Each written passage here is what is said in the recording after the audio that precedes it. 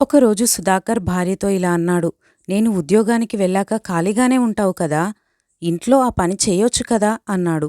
భార్య సౌమ్య ఆ మాటలకు ఎంతో బాధపడింది. కాని ఏమీ మాట్లాడలేదు. అలా సుధాకర్ తన భార్యను రోజూ ఏదో ఒకటి అంటూనే ఉంటాడు.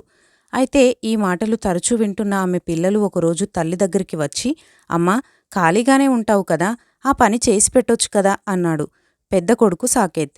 దాంతో లక్ష్మికి ఇంకా బాధేసింది. ఇన్ని రోజులు భర్త ఒక్కడే అనుకుంటే ఇప్పుడు పిల్లలు కూడా అలాగే తయారయ్యారు అనుకొని వీళ్ళందరిలాగా ఉన్నట్టుగా నేను కూడా ఒకరోజు ఎందుకు ఉండకూడదు, ఎందుకు ఖాళీగా ఉండకూడదు అని ఆ రోజు కదా వీళ్లకు తెలిసి వచ్చేది అనిపించింది సౌమ్యకు. అలా అనుకుని సౌమ్య ఆ రోజు నేను ఖాళీగా ఉంటాను, ఏం జరుగుతుందో చూద్దాం అని అనుకుంటుంది. అలా అనుకోవడంతో ఏ పని చేయకుండా ఖాళీగా కూర్చుంది. సాయంత్రం అయ్యింది. పిల్లలు బడి నుండి ఇంటికి వచ్చారు. అయితే పిల్లలు ఉదయం బడికి వెళ్లేటప్పుడు వేసిన వస్తువులు, ఇంటి ముందు ఇంకా పిల్లలు నిన్న వేసుకున్నటువంటి సాక్సులు, అలాగే షూ పాలిష్ చేసుకున్న బాక్సు ఓపెన్ చేసి ఉంది. అలాగే చెప్పుల స్టాండ్ అంతా చిందరవందరగా ఉంది. అప్పుడు పిల్లలు ఇలా అనుకున్నారు, అమ్మకు ఏమైంది, ఎందుకు ఇవన్నీ సర్దలేదు అనుకుంటూ పిల్లలు లోపలికి వచ్చి, అమ్మా, అమ్మా, ఎక్కడున్నావు అని కేకలు వేస్తూ పిలిచారు. అమ్మా, నేను ఫ్రెషప్ అయ్యాను, నా బట్టలెక్కడున్నాయి అని అడగటంతో అటువైపు నుంచి తల్లి నుండి ఎటువంటి సమాధానం రాలేదు. దాంతో దొరికిన బట్టలేవో వేసుకొని హాల్లోకి వచ్చి, అమ్మా, నాకు చాలా ఆకలేస్తుంది, తినటానికి ఏమైనా పెట్టమ్మా అన్నారు. అయినా కూడా సౌమ్య నుండి ఎటువంటి జవాబు రాలేదు. ఇక ఆ సమయానికి భర్త ఇంటికి వచ్చాడు. వస్తూనే, సౌమ్య, తల పగిలిపోతుంది, నాకు వెంటనే టీ పెట్టు, ఇవ్వు అన్నాడు. అయినా కూడా సౌమ్య నుండి ఎటువంటి సమాధానం రాలేదు. దాంతో సుధాకర్ భార్య కోసం వంటగదిలో వెతికాడు. కాని సౌమ్య అక్కడ లేదు. వంటగది అంతా గందరగోళంగా ఉంది. అలాగే సింకు నిండా గిన్నెలు స్మెల్ వస్తూ ఉన్నాయి. పడక గదిలో ఉందేమో అని నేరుగా ఆ గదికి వెళ్ళాడు. కాని సౌమ్య అక్కడ కూడా లేదు. కాని తను పొద్దున తుడుచుకొని పడేసినటువంటి టవలు, బనియను, అలా బట్టలన్నీ మంచం మీద ఎట్టు పడితే అటు ఉన్నాయి. అలాగే బెడ్పై ఉన్నటువంటి బ్లాంకెట్స్ మడత చేయకుండా చిందరవందరగా అలాగే ఉన్నాయి.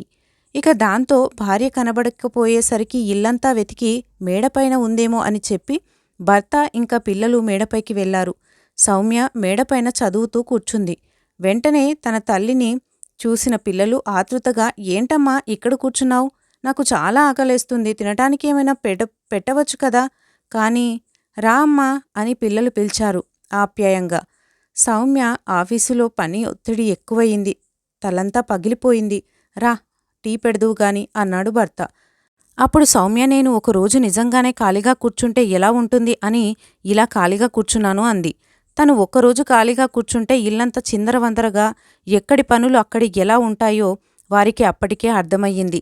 సౌమ్య భర్తకు, పిల్లలకు ఆదివారం పండగ పూటలో సెలవులైనా దొరుకుతాయి. కాని ఆడవాళ్లకి ఆ సెలవులు కూడా ఉండవు. బాధ్యతగా ఇల్లుని చక్కదిద్దుకుంటూ ఎన్ని పనులు చేస్తున్నా కాని ఇంట్లో ఉండి నువ్వేం చేస్తున్నావనే మాటలు విన్నప్పుడు మనసు ఎంతో బాధపడుతుంది.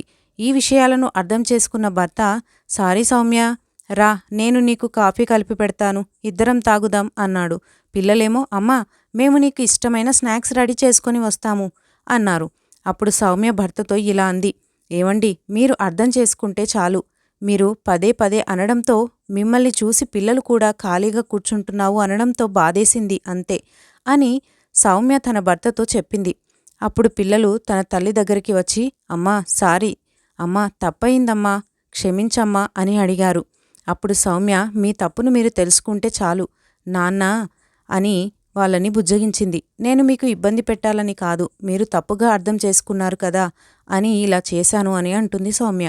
అయితే 10 నిమిషాలాగండి, నేను మీ అందరికీ స్నాక్స్ ఇంకా టీ తీసుకొస్తాను అంటూ లేచింది సౌమ్య. అంతే. ఇంటి ఇల్లాలుకి ఎంతో పని ఉంటుంది. ఖాళీగా ఉన్నావని ఉద్యోగం చేయడం లేదని చులకనగా చూడడం అంత సరికాదు. Thank you friends. మీకు గనక ఈ స్టోరీ నచ్చినట్లయితే నా ఛానల్ని సబ్స్క్రైబ్ చేసుకోండి. అలాగే లైక్ చేసి షేర్ చేయండి. Thank you for watching.